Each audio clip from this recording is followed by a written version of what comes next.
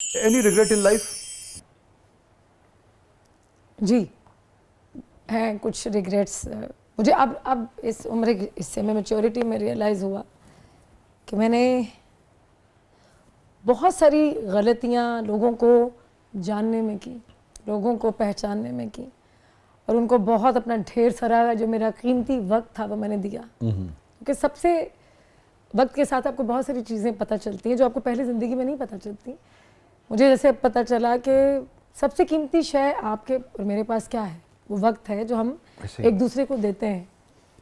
मेरा वक्त बहुत ज़ाया हुआ ऐसे सेल्फिश लोगों के साथ जिनको मैंने अपनी हमदर्दियाँ दी, जिन्हें मैंने बहुत केयर की, और मुझे अब पछतावा होता है। मेरा वक्त ज़ाया हुआ। पछतावा होता है या दुख भी होता है? दुख भी होता है, दुख भी होता है, बहुत ज़्यादा होता है, बहुत ज़्यादा। क्योंकि मैं बहुत ज़्यादा केयरिंग हूँ, बहुत ज़्यादा लविंग हूँ, तो बहुत चीज़ें माजी में इग्नोर करती रही अब ठीक हो जाएगी, ये सहेली, ये फलाना दोस्त, ये भाई, लेकिन वो ठीक ही नहीं हुए।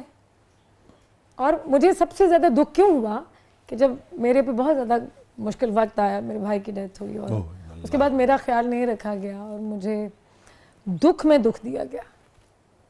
ये दुख में दुख ही है कि आप जिनको रोज़ हाल पूछते हैं, जिनकी खैरियत मालूम करते हैं, तुम ठीक हो, तुमने ये कोई बीमार हो जाए, जैसे कोविड में मैंने बहुत सारे दोस्तों का ख्याल रखा और मैं बहुत रोती थी कि जब मैं वेस्ट में देख रही थी कि बहुत लोगों की डेथ्स हो रही हैं और चीज़ें, तो मैं यूँ थी कि मेरे किसी जानने वाले को कुछ हो तो नहीं जाएगा। मैं उनकी खैर मांगती थी और मैंने सारी ज़िंदगी उनकी खैर मांगी, लेकिन फिर मुझे एक पॉइंट पे आके लोगों को छोड़ना पड़ा मुझे। और अब मैं कुछ बहुत ज़्यादा अच्छा फील कर रही हूँ क्योंकि मुझे बस ही अब अपने साथ रहना आ गया। पहले मुझे अपने साथ रहना नहीं आता था। मगर उसने कहीं आपको अकेला किया, ये भी तो एक होता है ना। देखिए मैं बताऊँ आपको, क्योंकि उनके साथ बहुत सारे वक्त बीता होता है ना, वो वक्त, वो यादें तो नहीं कोई रिप्लेस कर सकता। नहीं, हम पीछे मुड़ के देखते हैं, अब पीछे रह जाते हैं ना, आगे देखना है। ये दौर कुछ और है।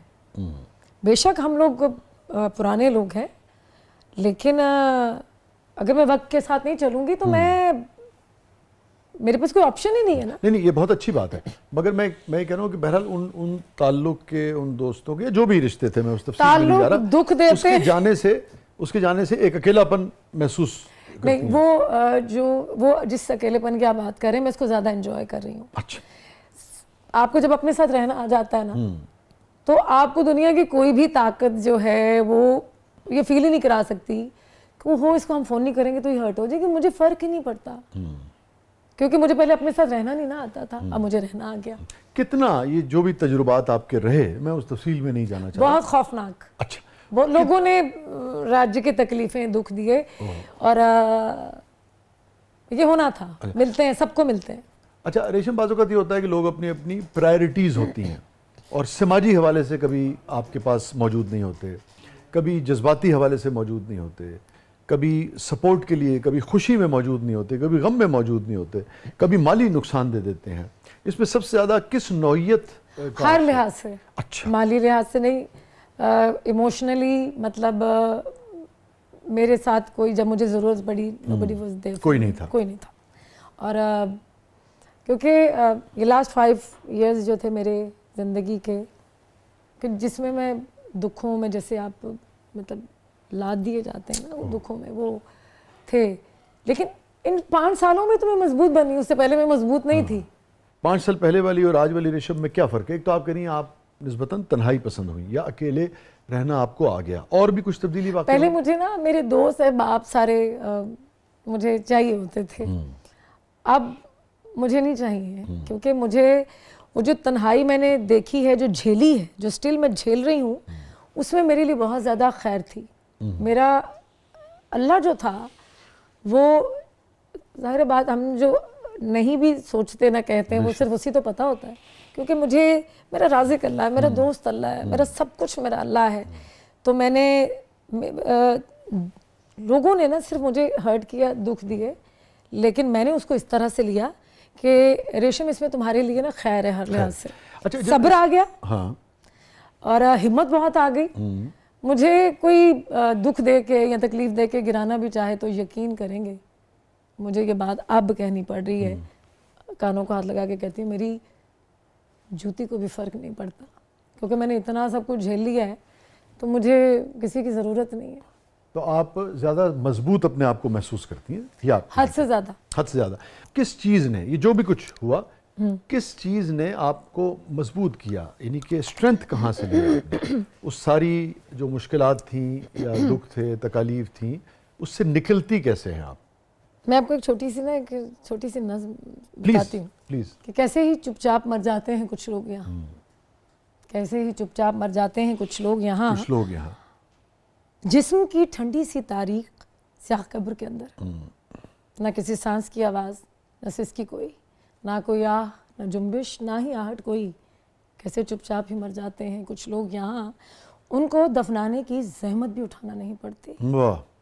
कुछ लोग ज़िंदगी में ना आपको कोशिश करते हैं मारने की, और कुछ लोग मर भी जाते हैं, लेकिन कुछ लोग उठते हैं, वो अल्लाह की मदद से अपने आप को हील करते हैं। मुझे एक रिश्ता याद नहीं पड़ता सिवाय मेरी नीस के। जब मैं इसको हक करती थी ना और करती हूँ, तो मुझे ना, मैं किसी और, मुझे वो ना एक मेरी हीलिंग होती है जब वो मैं उससे लिपटती हूँ।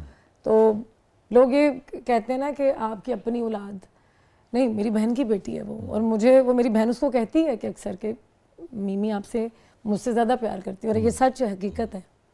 कोई याद पड़ता है कि जो आपको लगता हो कि हाँ, अब आप मुड़ के देखें कि रेशम, मुझसे बहैसियत इंसान किसी रिश्ते में, किसी ताल्लुक़ में, किसी मोड़ में, किसी भी हवाले से मैंने किसी से ये ज़्यादती कर दी, और आपका ज़मीर आपको मलामत के कचोके लगाता रहता हो कि रेशम मैं नहीं करना चाहिए सी, क्यों कीता तो किसी दिन? मैंने एक दो बार अपनी दोस्तों के साथ बात की, लेकिन मुझे बाद में एहसास हुआ कि यहाँ पर मैं गलत थी। तो मैंने कहा यार, ये मुझे पता नहीं था इस तरह से बात की, वो गहराई तक मैं नहीं गई, तो मैंने बीच में ही ना, क्योंकि आप एक एक्ट्रेस भी हैं, आप एक घरेलू औरत भी हैं, बहुत सारी रिश्ते लेके चल रहे हैं, तो आप एक पॉइंट आता है जहाँ ब्लास्ट हो जाते हैं, शॉर्ट टेम्पर्ड हो जाते हैं समटाइम्स। तो लेकिन मेरे अंदर ये चीज़ शायद मेरे अल्लाह ने सबसे प्यारी रखी है कि हाथ जोड़ के माफ़ी मांगना, अगर फील हुआ है कि दिल दुखा दिया है, तो चलो रेशम साहिबा प्लीज़ मुझे माफ़ कर देना, और अगर मुझे पाँव में पड़ के भी माफ़ी मांगना पड़ी, तो मेरी कोई वो नहीं है, मेरी अना आगे नहीं आती, और मुझे माफ़ी मांगना आती है, और मुझे अगले बंदे को राज़ी करना आता है, और माफ़ी मेरे अल्लाह को पसंद ही बहुत है। हाँ बेशक। ये फरमाइए कि हैप्पीएस्ट मोमेंट? मैं टर्की से जीवा की शूटिंग करके आई, और जीवा की शूटिंग पैकअप हो गई, पूरी शूटिंग टर्की में हुई, और आई थिंक 10-15 दिन के बाद मुझे सैयद साहब ने कहा कि आपने आके गाने देख लो। तो मेरी बाजी मेरे साथ बैठी थी, नीली बेगम मेरे साथ बैठी थी, जावेद शेख साहब बैठे हुए थे, गुलाम मोइनुद्दीन साहब, सुपरस्टार्स मेरे साथ बैठे हुए थे, और उनमें मैं पहली बार मैंने स्क्रीन पे, हम हॉल में थे, डबिंग हॉल में, जहाँ पे आपके सीन्स की आप डबिंग करते हैं, तो वहीं पे आपके गाने दिखाए जाते हैं। अच्छा, लाइट ऑफ हुई ना एकदम से, तो मैंने ऐसे कहा, अल्लाह मियाँ मेरी इज्जत रख लेना। ब्लैकआउट था टोटल, और वो गाना ला ला ला टडनम, छूले अगर तुझको हवा, लगता है मुझको बुरा, तो वो एक सिल्वर स्क्रीन पे पहली अपनी झलक देखी, तो मेरे लिए वो अनबिलीवेबल था। पहला गाना मेरा चला, तो मैं ना अब ऐसे देख रही हूँ, मुझे नहीं पता कोई मुझे ऐसे भी देख रहा है, कोई ऐसे भी देख रहा है, सब लोग ना ऐसे। तो अब मैं ना अपने काम को ज़्यादा क्रिटिकली देखती हूँ, मुझे कोई बहुत ज़्यादा, मैं खुद को हसीन नहीं लगती, बहुत ज़्यादा मुझे अपनी एक्टिंग बहुत ज़्यादा अच्छी नहीं लगती, मैं अपने काम में ना कीड़े बहुत निकालती। खैर, पहली बार मैंने बड़ी स्क्रीन पर जब देखा, मैं अच्छी लगी खुद को, तो जब ये गाना चल गया, फिर दूसरा चला जानू सुन जरा, और उसकी जो एक रिदम और इतना तो साउंड, खिला हुआ गाना था ना, ये रोमांटिक था, वो बहुत खिला हुआ। यकीन करें वो, अच्छा जब गाने ना बीच में एक छोटा सा आई थिंक 2 मिनट का ब्रेक आया, तो सब ने ना क्लैप की, और मैं तो यूं थी, मैंने एक लम्हे में कहा अच्छा क्लैप हो रही है, तो उन्होंने कहा कि भाई गुलाम मोइनुद्दीन साहब अल्लाह जिंदगी दे, कहते हैं वेल डन रेशम, आपको स्क्रीन ने कबूल किया है, आपको सिल्वर स्क्रीन ने ये सही कह रहे हैं, और कितनी अच्छी दोनों की जोड़ी, बाप भी बाबर भी है तो ना? अच्छा वो एक बिल्कुल ताज़ा हवा का झोंका था ना वो सारा दौर ही जो था पाकिस्तान वो में। अच्छा, अभी ये भी नहीं पता कि ये फिल्म चलनी है कि नहीं, लेकिन बट वो जो गाने और म्यूजिक था ना, उसके बाद वो फिल्म जब सुपरहिट हो गई तो मुझे ये भी नहीं पता, खुदा की कसम, कि मेरी फिल्म सुपरहिट हो गई है, क्योंकि उर्दू इंडस्ट्री रिवाइव ओह हुई जी, जीवा बिल्कुल, से, बिल्कुल सही कह रहे और पंजाबी का दौर था। लेकिन वो जैसा भी दौर था वो एक खूबसूरत तरीन दौर था। चाहत थी, मोहब्बत थी, अपनायत थी, वफादारियाँ थी, और यकीन करें कोई किसी से सड़ता नहीं था, कोई जेलसी नहीं थी। और अब जब काम नहीं रहा, यही तो मैं पूछना चाह सारे रहा था, अपनी जिंदगी में मैच्योर हो गए। यही आऊंगा मैं, सब लोग। यही तो मैं कहना चाह रहा था कि अब किस बात की जेलसी, अब तो काम कम है। नहीं, हाँ। अब जेलसी इस बात की है कि हो ये चंगी क्यों लग रही है, इसने अच्छे कपड़े क्यों पहने हैं। बंदा पूछे तुझे भी पालो, अल्लाह आपको भी दे, हमसे ज़्यादा दे, आप हमसे ज़्यादा प्यारी लगे। मैं तो कहती नहीं हूँ कि मैं प्यारी हूँ, ये तो लोग आवाज़ आती कानों में, रेशम आप अच्छी लग रही हैं। और औरत का देखें वैसे भी एक फितरी हक है अच्छा लगना। जी जी, हर एक का, मर्द मैं का भी, लेकिन हर इस इंसान दौर का। में सबसे जो बुरी चीज़ मुझे लगती है, जो खाई जा रही है, जो खौफनाक तरीन है, वो है हसद। पहले दौर में ना ऐसा नहीं होता था कि किसी के पास बाइक है, भाई बाइक वाले को भी गाड़ी मेरे अल्लाह ने देनी है, ठीक है, अगर हमारी देखे तो वो भी हमारी भी आजमाइश है। असल में देखिए ना, हसद रेशम साहबा बेसिकली अल्लाह के दिए हुए के ऊपर एक तरह से सवाल उठाना है ना, अपनी ही आग में जलना। जी जी, जल है इसी तरह से है। अब देखें मैं लोगों पनाह में मांगी गई है, आपो ताप, वो एक वो हफड़ा तफरी कुड़ता रहता ना आदमी हर वक्त। हाँ, ए देखो हैगा, मैंने देखा है, मैंने देख कर ये बात करी हूँ। देखिए मैं किसी पे इल्जाम नहीं लगा रही, वो कहते ये देखो है वे क्रूजर थे, क्यों साढ़े च अल्लाह मियां ऐसा की है, साढ़े को क्यों नहीं गा। आप अल्लाह की चीज़ों पे एतराज़ कैसे कर सकते हैं।